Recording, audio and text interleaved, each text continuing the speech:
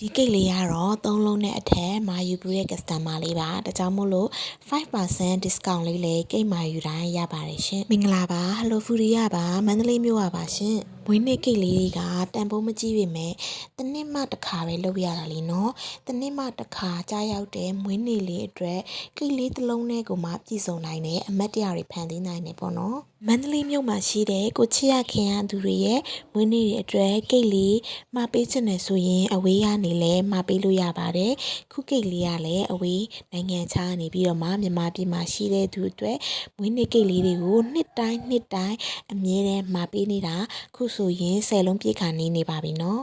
အဝေးကနေမန္တလေးမှာရှိနေတဲ့သူအတွက်ကိတ်မာပေးလို့ရတယ်ဒါပေမဲ့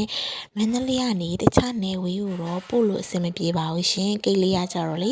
ခရင်လေးတွေက ice cream လိုမျိုးဖြစ်တဲ့ရေခဲအေးနဲ့ထားရတာဖြစ်တာမို့လို့အဝေးတည်ယူမယ်ဆိုရင်ထိခိုက်ပျက်စီးနိုင်ခြေရှိတယ်ပေါ့နော်ဒါမို့လို့ကိုကမွေးနေ့ကိတ်လေးပို့လိုက်ပြီဆိုရင်ကိတ်လေးကမွေးနေ့ရှင်လက်ထဲမှာထိခိုက်ပျက်စီးပြီဆိုရင်ပတ်စံကုန်ပြီးတော့စိတ်မကောင်းလည်းဖြစ်ရမှာလေနော်မွေးနေ့ကိတ်အစားစိုက်အစားစားလိုက်ထက်ချင်တဲ့ရုပ်လေးတွေပေါ်မူတည်ပြီးဈေးအစားစားကိုစိတ်ကြိုက်မင်းမြန်စုံစမ်းနိုင်ပါတယ်ရှင်